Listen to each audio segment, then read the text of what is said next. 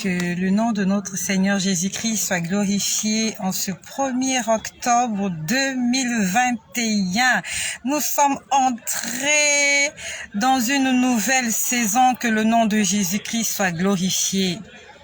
Plusieurs personnes ont vu le mois de septembre commencer et terminer. Malheureusement pour eux, malheureusement pour ces personnes-là, et non pas comme toi et moi, vu les débuts du mois d'octobre. Soyons reconnaissants car notre Seigneur Jésus-Christ nous fait des faveurs au-delà de ce que nous devons mériter. Soyez bénis mes frères, mes sœurs là où vous êtes. Merci d'être présent, merci d'être présent. Je vous aime dans le nom de Jésus et plus encore, le Seigneur Jésus-Christ vous aime. Jésus-Christ vous aime. J'aimerais te dire que Jésus t'aime de tout son cœur. Il t'aime de toute son âme. Jésus t'aime de tout son esprit. Il a donné sa vie pour chacun d'entre nous. J'ai beaucoup de choses à dire. Pourquoi j'ai beaucoup de choses à dire? Parce que le Seigneur a beaucoup à nous communiquer. Le Seigneur a beaucoup de choses à nous dire, raison pour laquelle il se sert des hommes et des femmes qui peuvent entendre sa voix afin de pouvoir transmettre fidèlement. Fidèlement, quand je dis fidèlement, tu n'ajoutes rien. Tu n'enlèves rien. Tu transmets l'information telle qu'elle t'a été donnée. Le Seigneur a besoin de nous faire du bien. Je vais vous dire ce que le Seigneur m'a montré aujourd'hui. Premièrement, ce matin, j'étais à mon lieu de service. J'étais dans la cuisine, parce que là où je travaille, nous avons une cuisine. J'étais à la cuisine, j'étais en train de... C'était pendant ma pause, on va dire ma pause café, voilà. C'était pendant ma pause café. Le Seigneur m'a montré une image. Donc j'aimerais appeler mes sœurs. Mes sœurs, s'il vous plaît, approchez-vous par ici. Je suis désolée pour mes frères. Ce que je vais dire là concerne les sœurs. Peut-être que tu n'es pas une sœur, tu es un frère. Alors je t'invite à faire appel à une sœur qui est à côté de toi. Peut-être que c'est ta sœur, ta petite sœur, ta grande sœur. Peut-être que c'est une connaissance. Peut-être que c'est ta femme. J'ai vu un paquet de serviettes hygiéniques. Alors, c'était un paquet de serviettes hygiéniques, on va dire, à moitié vide. Donc, il fallait en fait remplir ce paquet de serviettes hygiéniques. Donc, je vois une main. Ça se passe dans une salle de bain. Et quand je dis ces choses, sont des choses spirituelles. Le Seigneur me l'a montré ce matin. Donc, j'ai vu une main sortir des serviettes hygiéniques des toilettes. Donc, il y avait des serviettes hygiéniques dans les toilettes, qu'on avait jetées dans les toilettes. Ça veut dire qu'elles étaient déjà souillées. Elles étaient déjà impures. Donc, je vois une main sortir des serviettes hygiéniques déjà utilisées, souillées des toilettes. Et je pouvais sentir l'odeur de ces serviettes-là. Ça sentait les urines.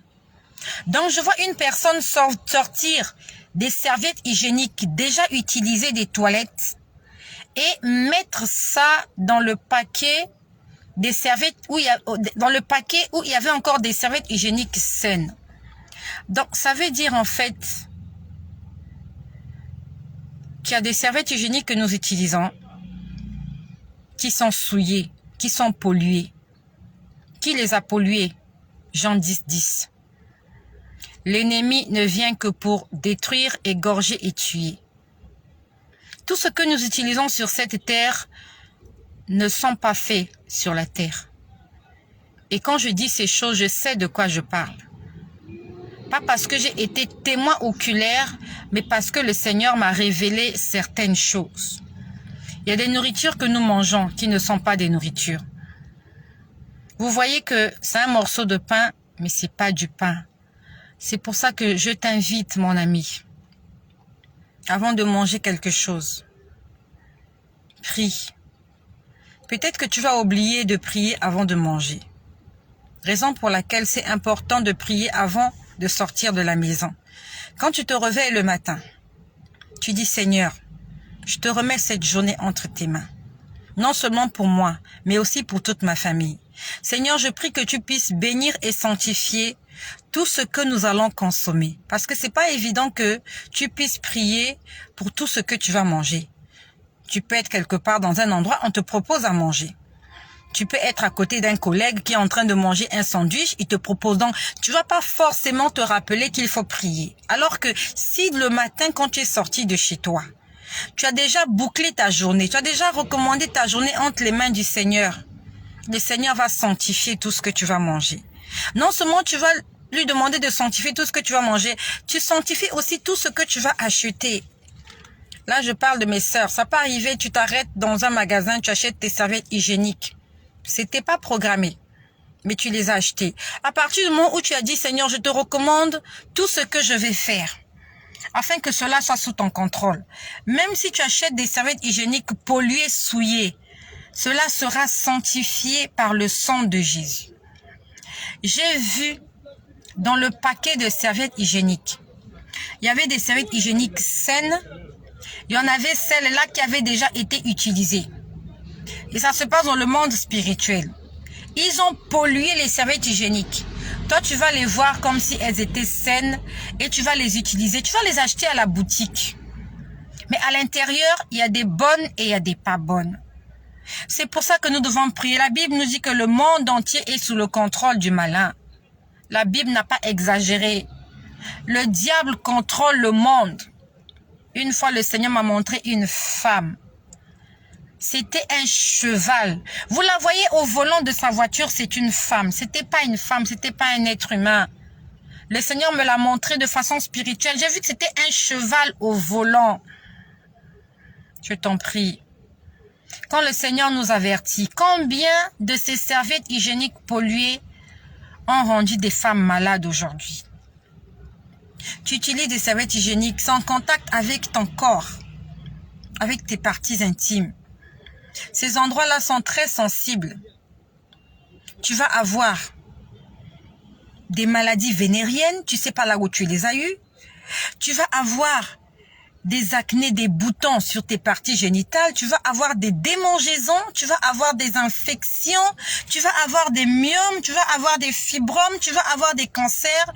Et on va te dire, oui, c'est de l'eau, c'est l'eau que vous utilisez, l'eau n'est pas potable. Ils vont te donner toutes les raisons possibles pour te faire passer à côté du problème même. Le problème, c'est que tout est pollué. Satan a tout pollué. Jean 10, 10, il vient pour détruire. Par tous les moyens, Satan veut détruire l'humanité. Il veut détruire les hommes. Il veut détruire l'univers. C'est ça sa mission. Le diable est en colère. La Bible nous dit que le diable est descendu vers vous animé d'une colère, animé d'une grande colère. Satan est en colère contre tous les êtres humains. Donc, quand tu fais des choses que le diable aime,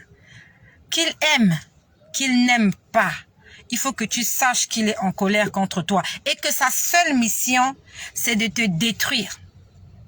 Satan veut détruire les hommes. Je l'ai vu ce matin. Mes sœurs, prions pour les serviettes hygiéniques. Mes frères, priez pour tout ce que vous portez. Mes sœurs, prions pour tout ce que nous portons, que nous utilisons. Les appareils électroménagers, nos véhicules, tout ce que nous avons chez nous, nous devons le couvrir, le plonger dans le sang de Jésus-Christ.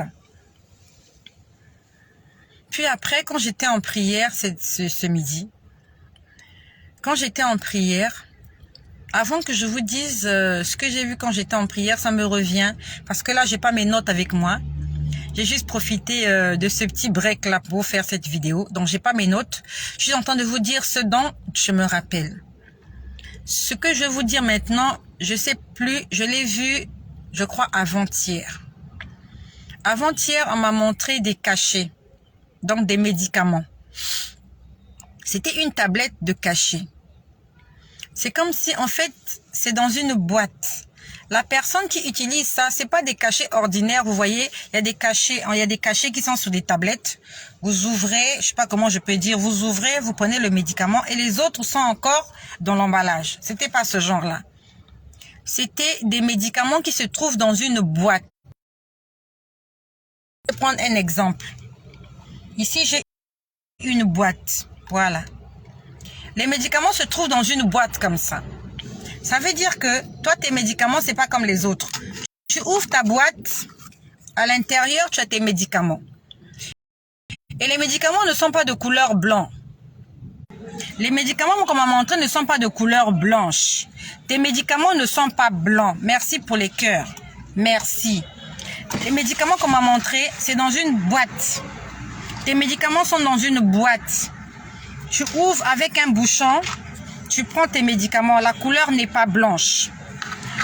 C'est vrai que j'ai vu, je les voyais en vision, mais tes médicaments, ils doivent être, ils sont pas blancs. Ce ne sont pas des médicaments blancs que j'ai vus.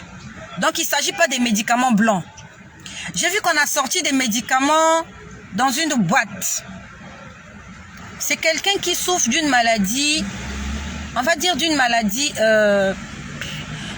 je ne sais pas comment je peux dire ça. Bref, tes médicaments sont dans une boîte.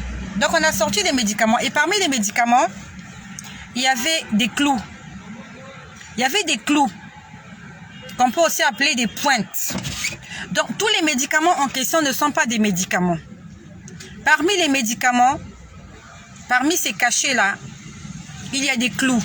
Ça veut dire que toi, tu les vois comme des cachets. Toi, tu les vois comme des médicaments. En fait, spirituellement, il y en a d'autres qui sont des clous. Ça veut dire que quand tu vas les avaler, quand tu vas prendre ces médicaments-là, ça va aller dans ton estomac. Ça va te perforer l'estomac. Parce que ce sont des pointes que j'ai vues. Pas des punaises, mais des clous. Ça ressemblait au talon de chaussures. Vous voyez, est-ce que j'ai des chaussures ici, là? Non.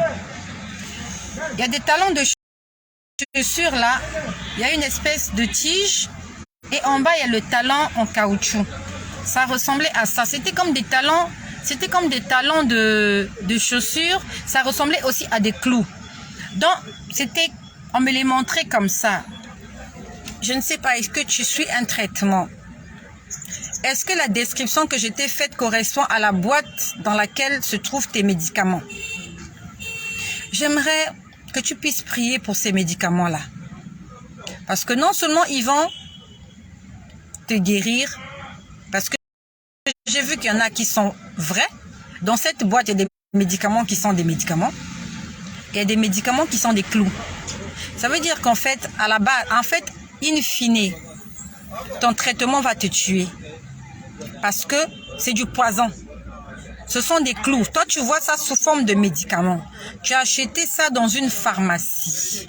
Mais le diable, Satan, l'ennemi, les sorciers, Lucifer, les occultistes, les magiciens, les devins, les augures, les diseurs et les diseuses de bonne aventure, qui ont une mission, les marabouts. Leur mission, c'est Jean 10, 10. Ils sont là pour tuer, égorger et détruire. Dans leur monde, ils fabriquent des choses. Ils ont des usines pour que toi et moi, nous n'ayons pas une longue vie. Pour que nous puissions mourir avant le temps. Ça s'appelle des sacrifices. C'est comme ça qu'ils sacrifient les gens. Ils sacrifient pas seulement les gens en causant des crashs, ainsi de suite. Non, ils passent par les médicaments.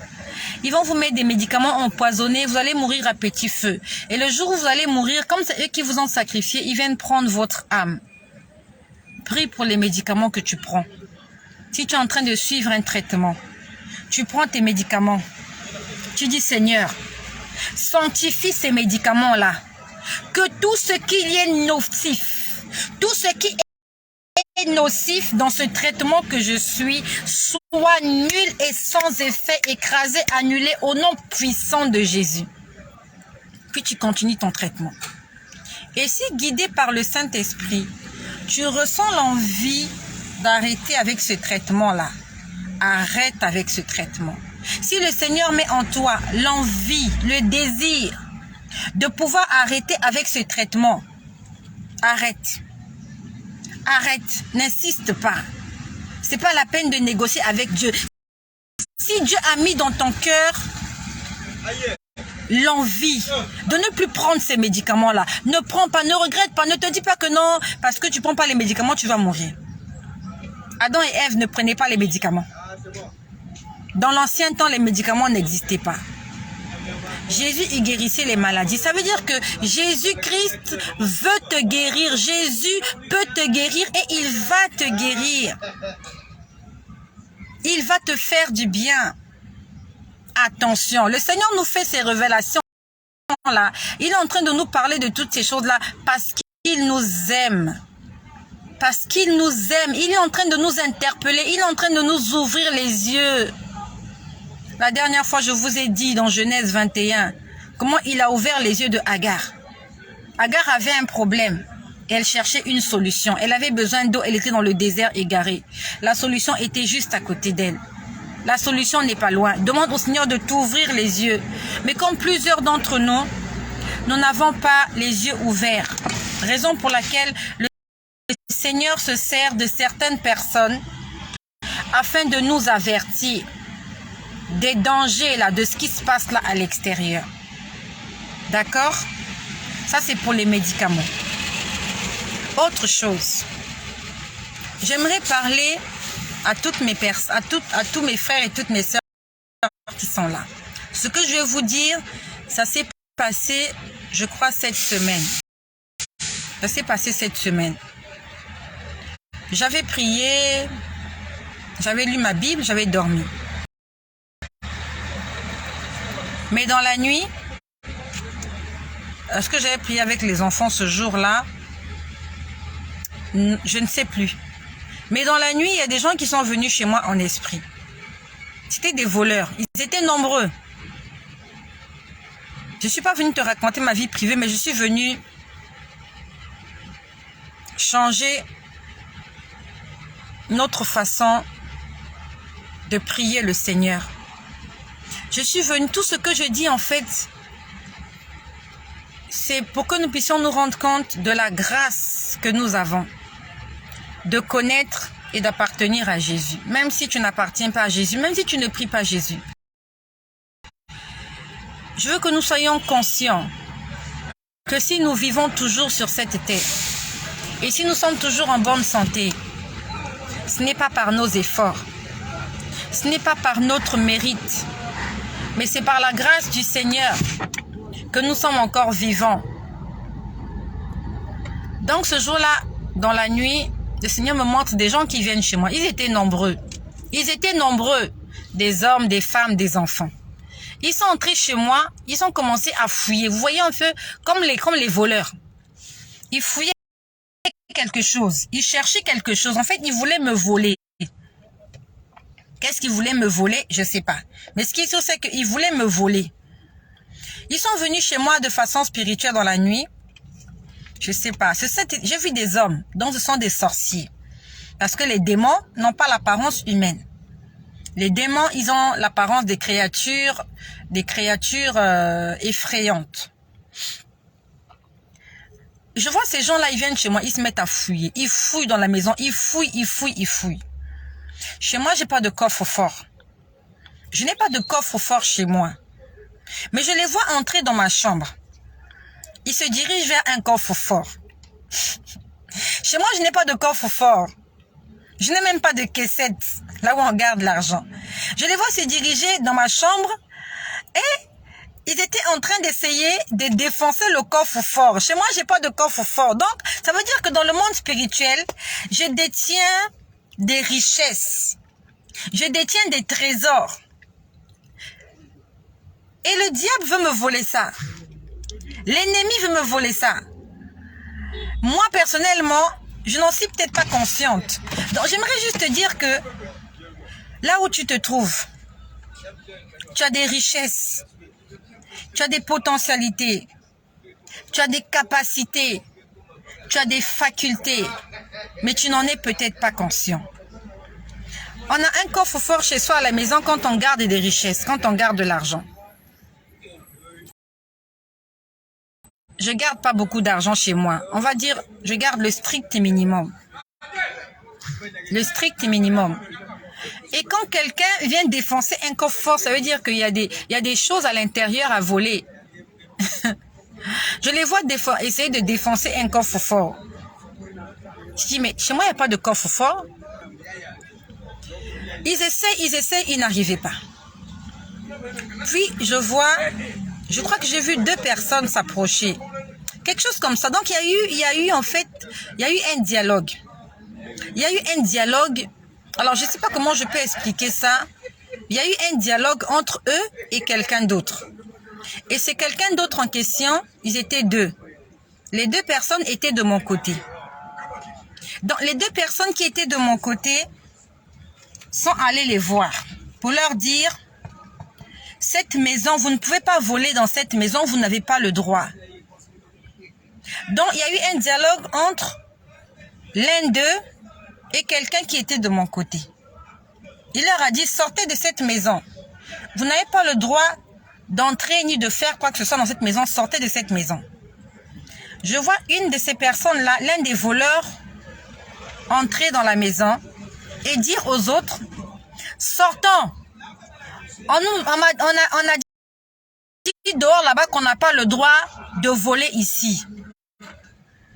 La scène se passait, moi j'étais là, le Seigneur me le montrait de façon spirituelle. Je pouvais voir la scène de façon spirituelle. Il y a quelqu'un, c'était 2 personnes qui sont venues vers une des personnes qui était en train de chercher à, je sais pas moi, à ouvrir le coffre-fort. Il lui a dit, sortez de cette maison. Vous n'avez pas le droit de venir ici et de faire ce que vous faites. Lui aussi, il est entré, il est allé dire à ses collègues voleurs, ah, il y a quelqu'un dehors là qui m'a dit, on doit sortir d'ici. Qu'on n'a pas le droit de rester ici sortant. Je les ai vus sortir de chez moi. Il y avait des hommes, des femmes et des enfants. Donc je ne sais pas, est-ce que c'était une famille de sorciers ou c'était un groupe? Est-ce que ce sont des collègues? Je ne sais pas. Mais j'ai vu des enfants, des petits-enfants. Et parmi les petits-enfants que j'ai vu une petite fille. Elle pouvait avoir 7 ans.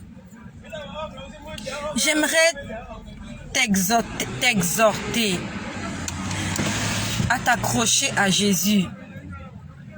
La Bible dit qu'il est notre avocat. Il plaide en notre faveur. S'il y a quelqu'un qui plaide en ta faveur, c'est Jésus. Les défunts ne plaident pas en ta faveur. Les anges ne plaident pas en ta faveur. Les saints, Saint Jean, Saint Luc, Saint Matthieu, Saint Paul, Saint Pierre, Sainte Vierge Marie, elles ne plaident pas en ta faveur. Va lire ta Bible. Aucun saint n'intercède pour toi. Aucune sainte n'intercède pour toi. La Bible nous dit, nous avons un avocat auprès du Père. Cet avocat, c'est Jésus-Christ. C'est celui-là qui intercède pour nous nuit et jour. Intercéder, ça veut dire, il est en train de demander à Dieu de nous faire des faveurs. Il est en train de demander à Dieu de nous faire des cadeaux. Accroche-toi à Jésus, Jésus-Christ seul. Ce que je te dis, je suis en train de prendre l'engagement que ça n'engage que moi. Quand je dis ça n'engage que moi, ce que je vois, je suis seul à le voir. Peut-être que toi, tu ne vois pas ces choses. Ça veut dire que si ce que je te dis, je suis en train de mentir, un jour le Seigneur va me condamner. Il va me juger. Il va me condamner. Il va me brûler en enfer parce que j'aurais dit des bêtises. J'assume. Je lève ma main droite. J'assume ce que je dis. Je certifie. Et je confirme ce que je dis, c'est la vérité. C'est ce que je vois. Ce que je te dis, ce que je vous dis sur cette chaîne, c'est ce que je vois. C'est pas quelque chose qu'on me raconte. Ce sont pas des histoires qu'on me raconte, c'est ce que moi-même je vois. Je m'engage que je suis responsable de tout ce que je suis en train de dire sur les réseaux sociaux dans cette chaîne. Il y a quelqu'un qui veille sur ta maison quand tu dors. Il y a quelqu'un qui veille sur tes enfants. Il veille même sur tes finances. Même quand le diable vient chez toi, en chair et en os, l'ange de l'Éternel qui campe autour de ceux qui les craignent, il t'arrache du danger. Satan veut venir chez toi, il ne te verra pas. Et même s'il te voit, il ne te touchera pas. Et même s'il te touche, tu n'auras pas mal, tu ne souffriras pas. Une fois, j'ai vu un être bizarre venir chez moi dans la chambre. Je crois que c'était, si c'était pas cette année 2021, donc c'était l'année dernière en 2020. Il ressemblait à un loup. À un loup qui marchait sur ses deux pattes. Donc un loup qui était un buffle. On va dire un buffle. Il était un buffle, mais il marchait sur ses deux pattes arrière. Donc il se mettait debout. Donc il est venu au bord de mon lit. C'est comme si j'étais deux. Je pouvais voir que j'étais deux. Donc il y avait un moi qui dormait sur le lit. Et il y avait un autre moi à côté qui voyait la scène. J'avais l'impression d'être deux. C'est comme si j'étais dédoublée. C'est comme si j'étais dédoublée. Donc je le voyais essayer de me tenir comme ça. Il avait des griffes. Il essayait de me déchirer. Mais c'est comme si j'étais devenue esprit. Donc ces griffes entraient à travers moi et sortait. Il s'est déchaîné sur la personne qui était sur le lit. Il était en train d'essayer de déchirer ma personne. Il ne pouvait pas. Il n'avait pas pu. J'étais toujours allongée sur le lit. Donc, c'est comme si ses mains traversaient mon corps. Donc, c'est comme si j'étais devenue un esprit. Un esprit, on ne peut pas l'attraper. Un esprit, on ne peut pas le toucher parce que c'est du vent, c'est de l'air. Donc, je le voyais se déchaîner sur moi. J'étais à côté, je regardais la scène. Il s'est déchaîné sur moi avec colère. C'est comme si, je prends l'exemple, j'ai pas un papier ici, voilà. Donc, c'est comme s'il essayait de me déchirer. Il essayait de me déchirer, mais je ne me déchirais pas. Avec ses griffes, il était en train de me griffer. Il essayait de me déchirer, mais je ne me déchirais pas. Et je voyais la scène. J'aimerais te dire qu'on a un Dieu tout-puissant. On a un Dieu amour. On a un Dieu miséricorde. Nous avons un Dieu compatissant. Nous avons un Dieu riche en bonté. Nous avons un Dieu lent à la colère. Malgré les fautes que nous commettons, malgré nos erreurs, malgré nos péchés, quand nous dormons la nuit, il veille sur nous. Et ce soir-là, j'ai demandé au Seigneur, mais pourtant j'ai prié quand ces voleurs-là étaient venus chez moi. Et quand j'ai vu deux personnes leur demander de sortir de ma maison, ils essaient de défoncer un coffre-fort, alors que je n'ai pas de coffre-fort chez moi. J'ai dit au Seigneur, mais Seigneur, pourtant, j'ai prié avant de dormir. Qu'est-ce qui s'est passé? Alors, le Seigneur m'a répondu. Il me montre le dialogue qu'il y a entre ces hommes-là, et je peux appeler ça les anges, parce qu'ils étaient deux. C'était deux personnes qui leur avaient parlé. Donc, je vois le dialogue quand les anges, je peux dire que ce sont des anges qui ont parlé à ces gens-là. Quand les anges leur ont demandé de sortir, que vous n'avez pas le droit d'être ici, ils ont répondu, ils ont dit, c'est pas de notre faute.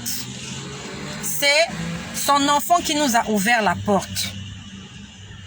Je ne vais pas donner le nom de mon enfant. À la maison, j'ai 4 enfants. En fait, j'en ai 5. Mais chez moi, à la maison, j'en ai 4. Il y a un enfant qui n'est pas là. Et qui est en déplacement. Donc, parmi les 4 enfants qui sont à la maison, il y a un qui a ouvert la porte, toujours comme la dernière fois. Je dis, mais Seigneur, comment il a fait pour ouvrir la porte? J'aimerais te dire que on ne pêche pas seulement en parole ou en pensée. Les enfants, la nuit, font des choses que les parents ne connaissent pas, des choses qui ne glorifient pas le nom de Dieu. Il y a des parents, comme moi, nous laissons les enfants suivre la télé la nuit. La nuit, il y a des choses peu recommandables qui passent à la télé. Il y a des films érotiques qui passent à la télé. Et certaines chaînes du câble que nous avons ne sont pas codées. Les enfants regardent ces films érotiques-là. Et le fait de regarder le film érotique, comme ce film n'est pas pour la gloire de Dieu, l'enfant pêche dans son cœur. J'aimerais te dire, toi qui suis les films porno, tu prends du plaisir à suivre les films porno. Le fait que tu aimes ça, tu es en train de participer au péché de ces gens-là. Quand tu suis un film érotique, vous qui suivez les telenovelas là, ça dépend. Est-ce que tu suis le film juste pour en tirer une leçon, ou bien tu suis le film pour que le film te fasse sensation? Là, je te parle de mes enfants. Ils ont suivi des films qui leur ont fait des sensations. Des films qui vont à l'encontre de la volonté de Dieu. Et quand ils ont fini de suivre ce film-là, leurs pensées ont commencé à pécher. On pense maintenant à la copine de l'école. On s'imagine qu'on fait la même chose avec sa copine de l'école. On commence à penser au copain qui est en classe. Quand on va dormir, on s'imagine qu'on est en train d'embrasser le copain. Tu ne l'as pas embrassé physiquement, hein? Il n'y a pas eu de bisous physiques. Mais dans ta tête, tu as commis la fornication. Peut-être que ce garçon n'est pas amoureux de toi. Peut-être que cette fille n'est pas amoureuse de toi. Mais le fait que toi, à la maison, tu es en train de t'imaginer que tu es en train d'entretenir une relation amoureuse avec cette personne, tu es déjà en train de pécher dans tes pensées. Le péché n'est pas seulement physique. C'est pas seulement parce que tu t'es bagarré, parce que tu as insulté. Le péché est aussi mental. Donc, le fait qu'ils ont vu et fait de façon spirituelle ce qu'ils ont vu, ils ont péché. Et ils ont ouvert la porte à l'ennemi dans la maison. C'était pas moi, maman. Mais ce sont les enfants qui ont ouvert la porte.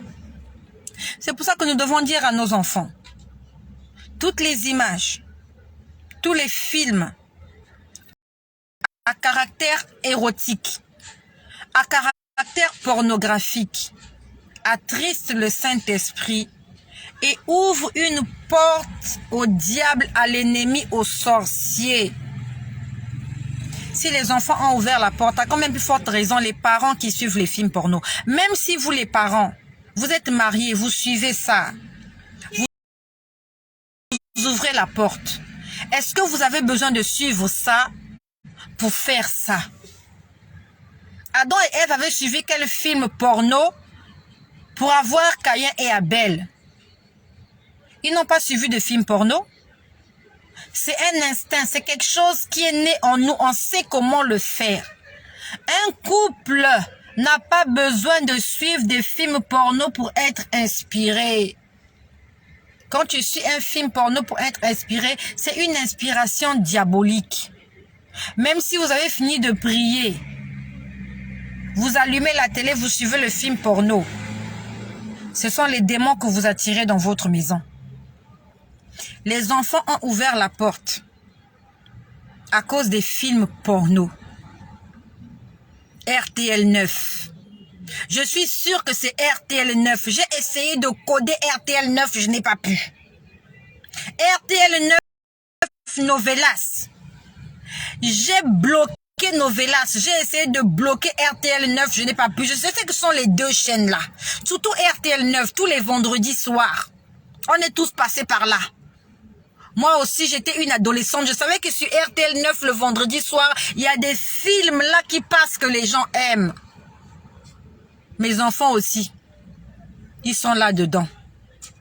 Pendant que moi, je dors, ils sont sur RTL. Bloquons les chaînes chez nous, mes copines. Parents, bloquons les chaînes. Les chaînes où on fait les bisous là, vaut mieux bloquer pour ne pas attirer la malédiction dans ta maison. S'il n'y avait pas les anges de Dieu chez moi, ils allaient me voler quelque chose. Les anges leur ont demandé de sortir. Ils ont dit, ah, on a trouvé la porte ouverte. Ils ont dit, c'est tel enfant qui a ouvert la porte. Je sais de quel enfant il s'agit. Je sais de quel enfant il s'agit. Je sais qui il s'agit. Le Seigneur ne me cache rien. Je connais de qui il s'agit. J'ai beaucoup de choses à vous dire, mais je préfère m'arrêter par là. Mes frères, mes sœurs, réveillons-nous. Le monde est en train de détruire non seulement la société, mais le monde est en train de détruire nos enfants. Un enfant à 4 ans, il connaît déjà les rapports sexuels. Il connaît déjà l'impudicité, la fornication. Il connaît déjà les bisous. Les enfants à 4 ans, ils connaissent beaucoup de choses aujourd'hui. Choses que toi et moi, on ne connaissait pas. Toi à 4 ans, toi et moi à 4 ans, on suivait... Toi à 4 ans et moi, on suivait les dessins animés, Booba, je sais pas moi, Judo Boy. Moi, c'est ce qu'on suivait. Hein. Il y avait Booba, il y avait Judo Boy, il y avait Candy. Bon, les Tortues Ninja sont venus après. Vraiment, on avait des dessins animés inoffensifs. À la limite, ça nous faisait rêver. On voulait tous être des princesses. On voulait toutes porter des robes de princesses. Aujourd'hui, toutes les filles veulent être en jean. Les jeans slim déchirés parce que les dessins animés leur ont montré ça. Toutes les petites filles veulent être en mini-jupe. Avec une jaquette, avec une veste, avec un petit sac fashion, avec des bottes. Nous, on rêvait pas comme ça. Moi, je rêvais que je portais des robes. Je rêvais que j'avais des couettes et que j'avais des longs cheveux. Aujourd'hui, nos filles veulent avoir des coupes. Elles veulent se couper les cheveux. Moi, je rêvais d'avoir des couettes là, comme ça, 2 comme ça, là, parce que c'était à la mode. Je rêvais d'avoir des grandes robes de princesse. Aujourd'hui, les robes de princesse, les filles n'aiment plus. Elles veulent porter des collants. Elles veulent porter des jeans. Elles veulent porter des jeans.